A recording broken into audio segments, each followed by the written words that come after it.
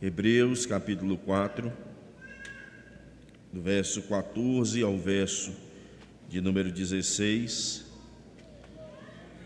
Assim nos diz a palavra do Senhor: tendo, pois, a Jesus, Filho de Deus, como grande sumo sacerdote que penetrou os céus, conservemos firmes a nossa confissão.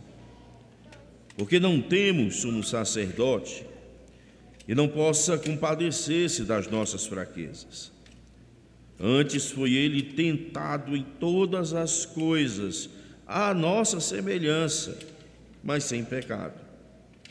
Cheguemo-nos, portanto, confiadamente junto ao trono da graça, a fim de recebermos misericórdia e acharmos graça para socorro em ocasião oportuna. Vamos orar. Senhor, Tua palavra foi aberta, lida, e nós ansiamos ouvir Tua voz. Nós já recebemos a direção da Tua palavra, no sentido de abrirmos o nosso coração.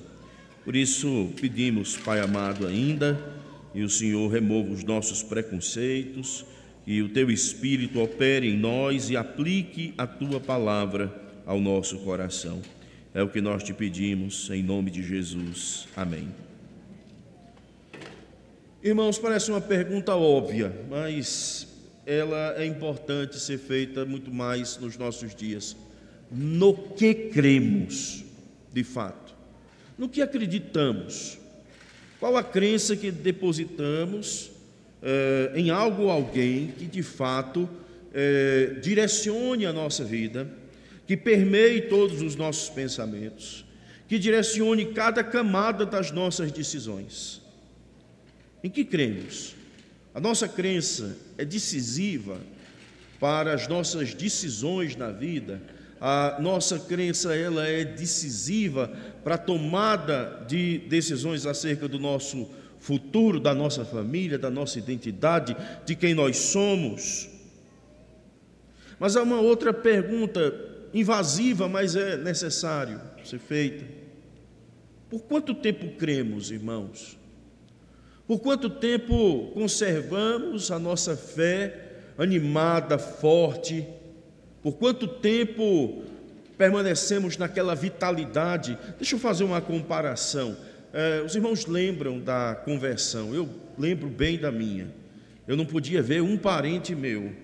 Se fosse católico, então, eu não podia ver um, porque eu corria atrás de todos eles, desesperado para falar do Evangelho de Jesus Cristo. No entanto, irmãos, o tempo passa. Em alguns momentos, esse fervor inicial da conversão esfria. E alguns esfria tanto que abandonam a fé, largam o caminho. Há um hino nosso que diz: quantos que corriam bem, de ti longe, agora vão. Irmãos, nós precisamos perguntar a nós mesmos nessa manhã: nós de fato estamos dispostos a sustentar e a suportar toda e qualquer pressão para mantermos a nossa fé nesse mundo, para sustentarmos a nossa confissão de fé em Jesus Cristo?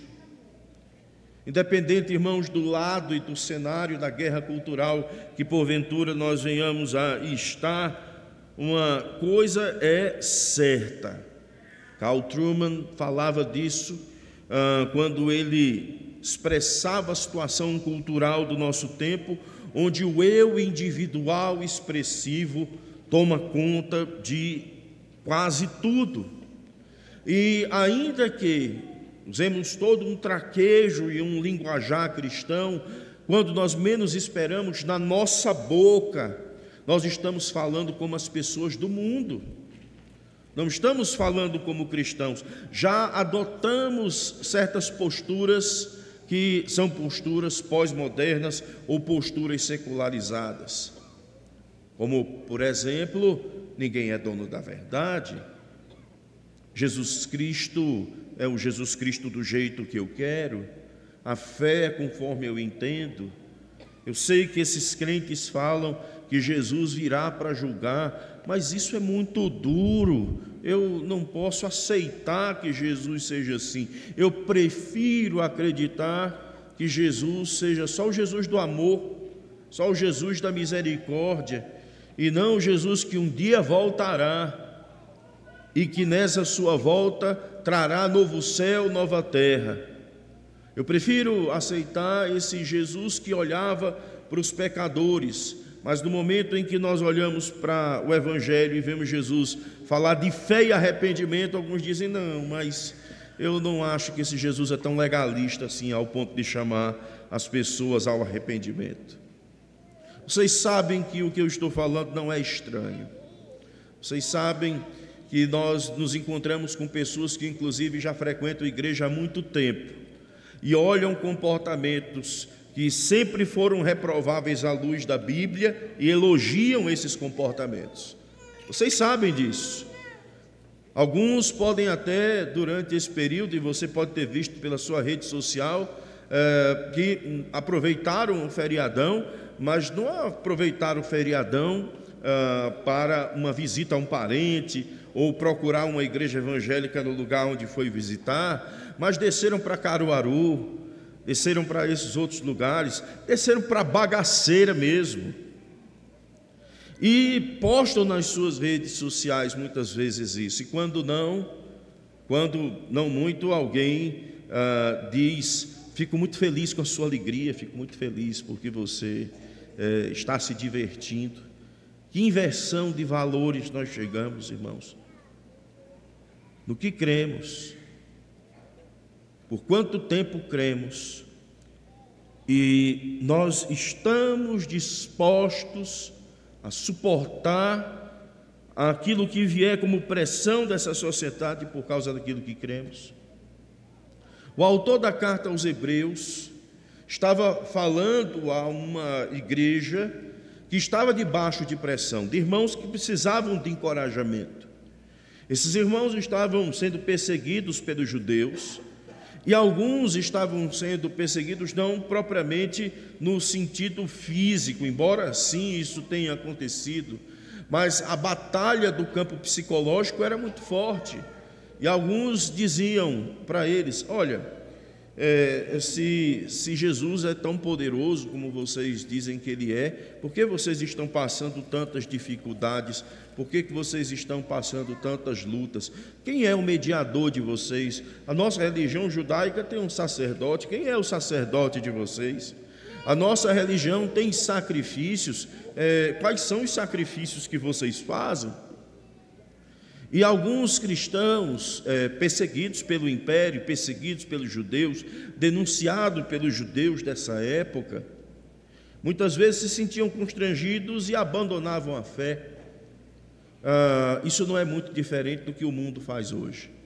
O mundo massacra o cristão, o mundo critica o cristão, o mundo tenta invadir a igreja, o mundo mexe com a cabeça, a carne nossa, ainda não totalmente mortificada, enfrenta essa luta, essa batalha, e muitos acabam cedendo à tentação e saem da verdade do cristianismo e abraçam uma verdade absolutamente secularizada.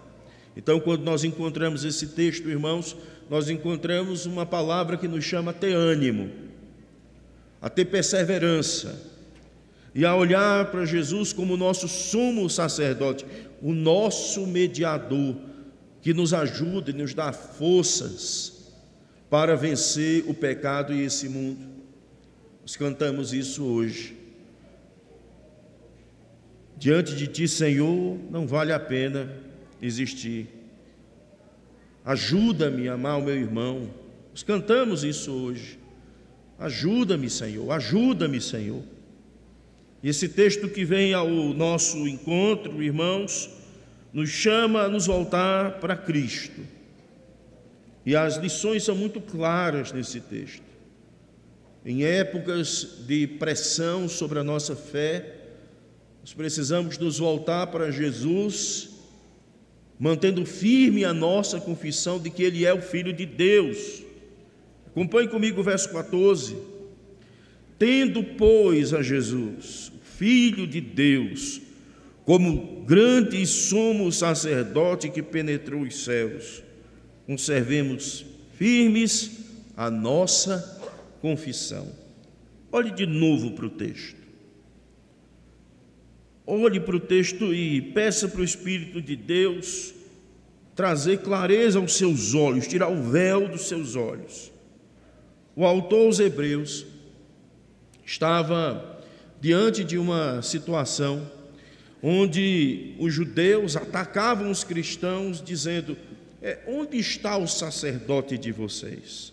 Afinal de contas, vocês se reúnem, e quando vocês se reúnem apenas tem um pregador, umas orações, vocês oram diretamente. Com que ousadia vocês fazem isso? Orar e falar diretamente com o Senhor? Vocês não podem fazer isso, vocês são pecadores, vocês precisam de um mediador.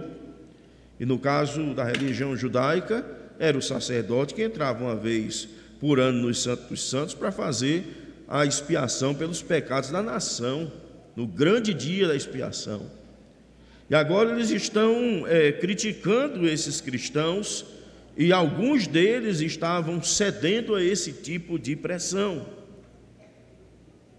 E o autor aos Hebreus então diz: nós temos Jesus, nós não temos um sumo sacerdote, como na religião judaica do passado, que era um tipo, e quando veio o antitipo, quando aquilo que era a sombra encontrou a concretização em Jesus Cristo, agora o que nós temos é de fato a concretização, nós temos o cumprimento da promessa. Jesus é o Filho de Deus, mas Ele é o grande sumo sacerdote.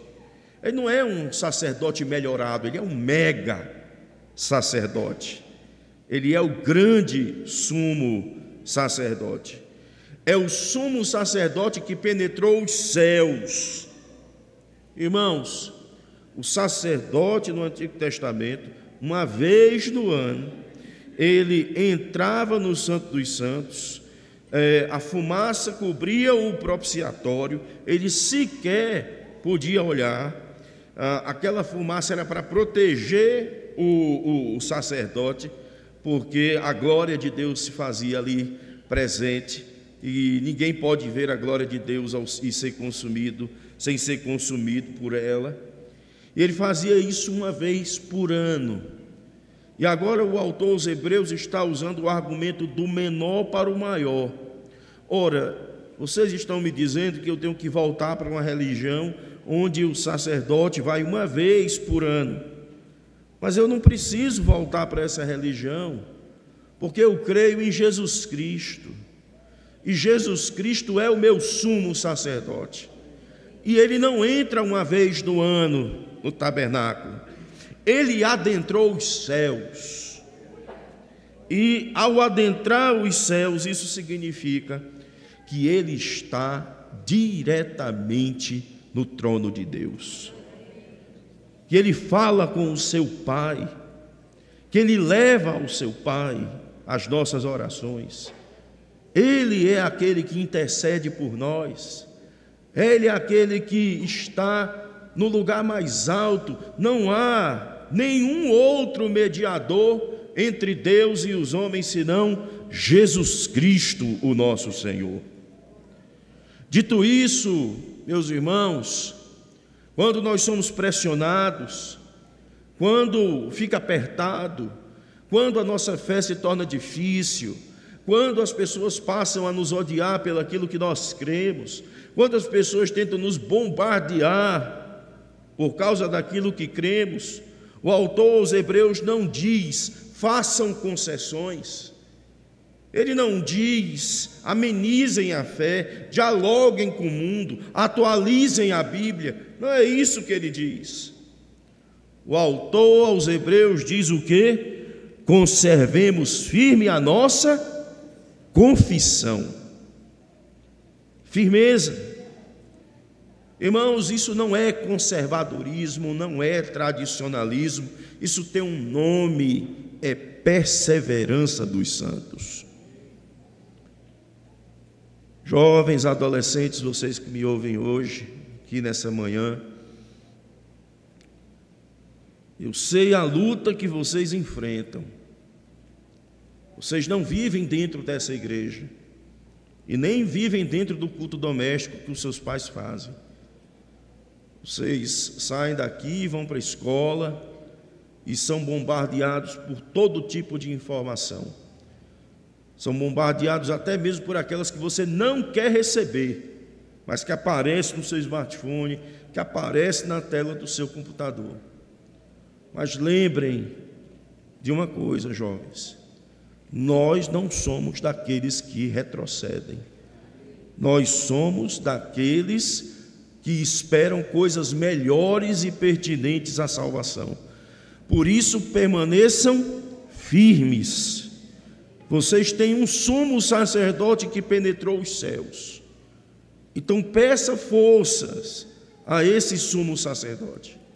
Busque ele, entregue a sua vida a ele. Abra, rasgue o seu coração para ele. Porque aquilo que o sumo sacerdote ouve, ele entrega ao Pai Celestial. Segunda lição, esse texto nos ensina, é que esse sacerdote transcendente, todo poderoso, que habitou e que habita o céu, que não entrou no Santo dos Santos como um sacerdote terreno, entrou nos céus e habita diante do Pai. Esse sumo sacerdote também é homem e conhece as nossas fraquezas. Irmãos, que frase e que ensino, que revelação impactante o Senhor coloca diante dos nossos olhos no verso 15. Porque não temos sumo sacerdote que não possa compadecer-se das nossas fraquezas. Irmãos, nós vivemos uma sociedade em que chorar, se compadecer, tem se tornado uma coisa cada vez mais rara. Nós vimos pela televisão, já ontem, assim que chegamos no hotel, as notícias estampadas no mundo inteiro, que os Estados Unidos bombardeou o bunker mais profundo que tinha toda a engenharia nuclear do Irã. E olhamos isso, mas aí logo em seguida a essa notícia, já vem logo uma notícia: Carnaval de Caruaru. Ou já vem logo uma outra notícia: se divirta, jogue na Bet. Ou vem uma outra notícia, sempre relacionada a sentimentos de autorrealização. E essas coisas vão confluindo. Eu quero dizer, irmãos, que à medida que nós somos imersos nessa cultura, nós só vamos chorar de fato e ter compaixão quando morre alguém nosso. E quando morre alguém nosso, depois a gente ainda fica ressentido, porque a gente olha para a sociedade e diz assim: que coisa estranha, parece que todo mundo está seguindo a sua vida e essa dor é só minha. Nós vivemos essa realidade, onde as pessoas não têm compaixão, onde as pessoas não sentem o sofrimento e a dor do outro, onde há uma epidemia de egoísmo, de narcisismo, onde as pessoas olham para a própria face e se admiram, o ego inflado. Mas o autor aos Hebreus nos diz: não temos sumo sacerdote que não possa compadecer-se das nossas fraquezas. Que ele está aqui dizendo que nós podemos adentrar ao trono da graça, sabendo que antes mesmo de Jesus nos visitar com a sua disciplina, se necessário, ele nos visita com a sua compaixão. Ele sabe das nossas fraquezas. Quais são as suas fraquezas? Nem sempre, irmãos, nós queremos falar delas. É incômodo falar das nossas fraquezas. E quando eu falo das nossas fraquezas, são exatamente aqueles pontos específicos em que nós temos imensa dificuldade. Domínio próprio, santidade, pureza nos olhos. Há tantas coisas, irmãos, que nós temos fraquezas. Ira, uma delas. Paciência, longanimidade. Há tantas coisas que nós temos fraqueza. Mas Jesus conhece e se compadece das nossas fraquezas. E por quê? O autor aos Hebreus diz: antes foi ele tentado em todas as coisas, a nossa semelhança, mas sem pecado. Deixe-me fazer uma ilustração aqui. Imagine que um intruso quer entrar na sua casa e ele chuta a porta da frente da sua casa. E claro, você vai lutar contra esse intruso e você tenta empurrar essa porta e você vai colocar força para isso e você fica resistindo para não deixar ele entrar. Então ele chuta, a porta entra e fica um pouco entreaberta, mas você segura, você imprensa, você força os pés, mas o intruso não para, o intruso é persistente, e ele vai minando as suas forças até o momento em que ele entra. Jesus esteve, assim como nós, lutando com o intruso. Ele foi achincalhado em nosso lugar, foi cuspido, foi machucado, foi tentado por Satanás a escolher o caminho mais fácil. Na ocasião em que ele esteve sendo, antes mesmo da crucificação, ele disse: Pai, se possível, passa de mim esse cálice, mas seja feita a tua vontade. Ou seja, todas as pressões para que Jesus desviasse para um caminho que não fosse o caminho de Deus, todas as pressões ele sofreu, mas em todas elas ele suportou, ele venceu o pecado. Então, quando o autor aos Hebreus nos diz que nós podemos nos voltar para ele, irmãos, isso nos leva, evidentemente, a refletir sobre aquele que tem o poder de resistir ao máximo toda a pressão do pecado. Nós não conseguimos isso. Nós não resistimos a toda a pressão do pecado. Nós cedemos, nós somos pecadores. E João é muito claro quando ele diz: se alguém diz que não peca, é o quê? Mentiroso, e a palavra de Deus não está nele. Nós lutamos contra o pecado todo dia. Nós lutamos contra o pecado a toda hora. Mas nós não vamos vencer o pecado, meus irmãos, minhas irmãs, não vamos vencer o pecado com um evangelho de graça barata, daquele tipo de evangelho que diz: venha como está e fique como está. Esse evangelho coach que tem sido propalado em nosso tempo. Mas também não vamos vencer o pecado com um evangelho legalista, cujos púlpitos muitas vezes só exalam lei, lei, lei. Viva para a glória de Deus, mortifica o pecado. Deixe-me fazer uma explicação antes, para que não se pense que buscar a glória de Deus, que lembrar os mandamentos do Senhor e mortificar o pecado não sejam vistas como coisas que devemos buscar. É claro que são coisas que nós devemos buscar. A lei de Deus é boa, perfeita e agradável, e nós obedecemos o Senhor para a glória do seu nome. Claro que nós devemos procurar viver para a glória de Deus. Tudo que nós fazemos deve mostrar o brilho da soberania do Senhor. É evidente que nós devemos mortificar o pecado, esmurrar a carne. Mas, irmãos, todas as vezes que essas mensagens são colocadas e não há o anúncio do Evangelho, subterraneamente se passa a ideia de que você vai vencer sozinho. Mas você não vai vencer só. Você precisa do sumo sacerdote que se compadece das suas fraquezas. Você precisa se voltar para Cristo. Você precisa entregar as suas fraquezas ao Redentor, levar a Ele aquilo que traz peso, aflição e angústia ao seu coração. Qual é a sua fraqueza? Não esconda de Jesus. Nós somos hábeis em esconder as nossas fraquezas dos homens.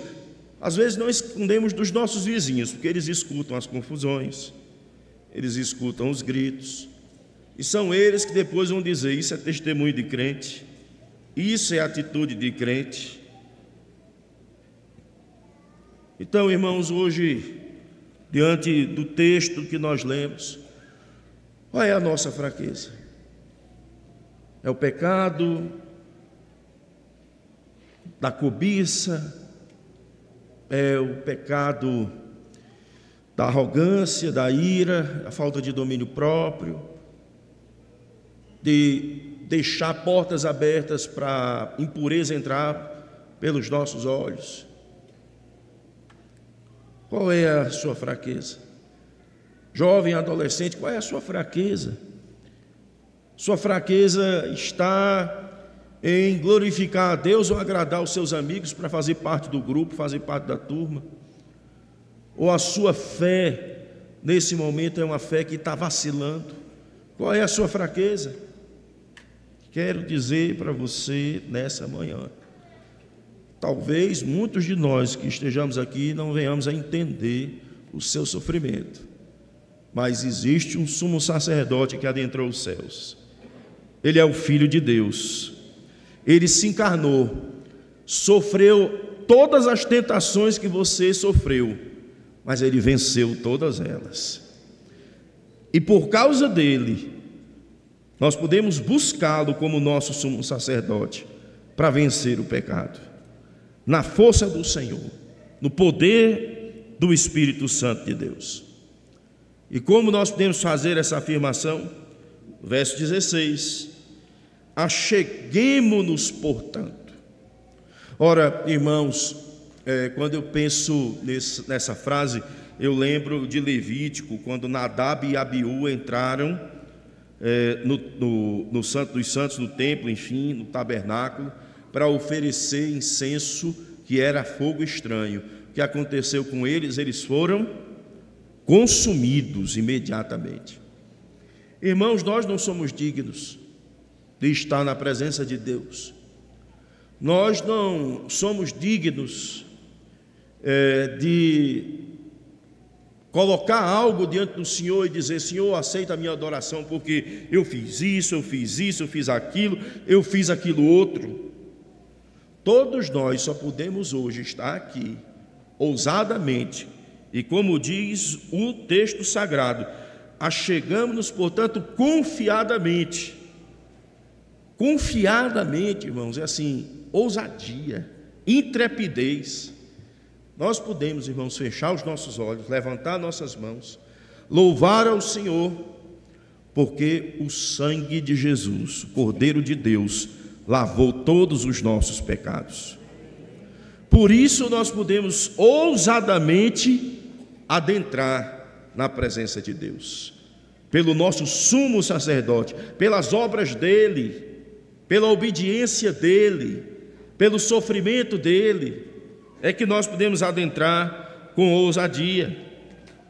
Cheguemos-nos, portanto, confiadamente junto ao trono da graça, a fim de recebermos misericórdia. O que significa misericórdia? Perdão. É perdão.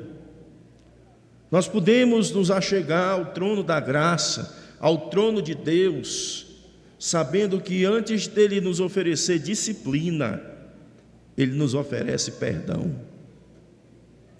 Você tem titubeado, você tem falhado, você sabe dos seus pecados, sabe das suas lutas. Então, vá ao trono da graça. Você não vai vencer o pecado com a sua força. Confie que o Senhor há de perdoar os seus pecados e te dar paz no coração. Shalom. Aquilo que o apóstolo Paulo diz, uma paz que excede todo o entendimento. Mas o texto ainda continua: para recebermos misericórdia e acharmos graça para socorro em ocasião oportuna. Ou seja, aqui, irmãos, nós estamos adentrando em um caminho espiritual muito profundo, que o autor aos Hebreus, ele como um pastor, ele está dizendo: se você enfrenta lutas, se você tem tentações, e se você tem muitas vezes titubeado perante elas, vá ao trono da graça e peça perdão, mas peça graça para ser socorrido, peça graça para ser fortalecido na ocasião oportuna. Ora, que ocasião oportuna é essa? A ocasião da tentação. É exatamente o tempo que nós estamos vivendo hoje, irmãos. Tentados de todas as formas a abandonar o cristianismo, tentados de todas as formas a abandonar a reta doutrina, tentados de todas as formas para sair do caminho da santidade. E o autor aos Hebreus está dizendo: eu sei, muitas vezes você pensa no seu coração em abandonar tudo isso e cair no mundão, mas peça perdão ao Senhor, porque o trono dele é um trono de misericórdia. E peça forças, porque o trono de Deus é também um trono de graça, e Ele vai te dar socorro na ocasião oportuna. Então, nessa manhã, queridos, diante desse precioso texto que nós acabamos de ouvir, algumas lições devem ressoar no nosso coração. Primeiro, rejeite a pressão desse mundo para ver Jesus como um mestre de moral e como um homem de bons conselhos. Jesus não é um filósofo, Jesus não é um terapeuta, Jesus não é o maior psicólogo do mundo. Jesus é o Filho de Deus, é o Filho de Deus que se fez carne para nos livrar do pecado. Ele é a nossa Páscoa. É por causa dele que nós saímos do Egito espiritual, é por causa dele que nós temos descanso. Ora, irmãos, o domingo, o Shabat, o dia do Senhor, nada significa se nós não estivermos ancorados no descanso de Jesus Cristo, o nosso Senhor. Ele é o nosso descanso, Ele é o nosso melhor amigo, Ele é o nosso sacerdote, é o apóstolo das nossas almas.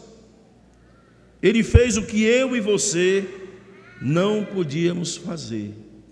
Por isso, irmãos, quanto mais o mundo nos pressionar para abandonarmos a nossa fé, atendamos a convocação do autor da carta aos Hebreus, permaneçamos firmes na fé. Não é tradicionalismo, não é obscurantismo, não é radicalismo, é perseverança. Perseveremos firmes na fé. Em segundo lugar, irmãos, seguir Jesus é um caminho espinhoso. Então prepare-se para as lutas da carne e as armadilhas de Satanás. Deus tem feito coisas poderosas no meio da quarta igreja aqui de Garanhuns. Orem, pastores, presbíteros, povo de Deus, porque Satanás não tem alegria em ver o povo de Deus se envolvendo com a obra do Senhor e louvando o nome do Senhor Jesus Cristo. As pressões ainda aumentarão mais. Eu lembro de um reverendo do século 17, um pastor inglês, que ele dizia: se você perceber alguma inclinação boa nos seus irmãos, encoraje muito, aperfeiçoe o máximo que puder. E se você não vê o que deseja no momento, não se decepcione, deixando como se eles fossem ficar desesperados. Encoraje os seus irmãos. Então, se há algum irmão que pecou, se há algum irmão que está em luta, se há algum irmão que está em falta, então, querido irmão, procure esse irmão, ore com ele e diga: vamos buscar juntos o trono da graça, pedindo misericórdia e graça para a ocasião oportuna. Mais uma vez eu digo: quais são as suas fraquezas? Diga a Jesus, leve ao trono da graça, busque o Redentor agora mesmo, vá a Ele, vá a Cristo, espere por sua graça, espere por sua misericórdia. Não se prepare para isso, não tente vencer o pecado com as suas forças. Vá a Cristo, se arrependa e creia nele. Ele vai fortalecer você e vai te transformar num instrumento de encorajamento da vida dos outros. Vamos orar. Senhor Deus, louvado seja o teu nome. Tu és bom, tu és todo poderoso. Teu povo está aqui reunido. Ajuda o teu povo, Senhor Deus, a perseverar na fé. Aqueles que estão fracos, que o Senhor possa levá-los ao trono da graça e mantê-los firmes na confissão da fé. E acima de tudo, Senhor Deus, dá que eles busquem o teu perdão, dá que o teu povo seja fortalecido com graça para vencer o pecado na hora da tentação. É o que nós te pedimos, Senhor Deus, em nome de Jesus Cristo. Amém.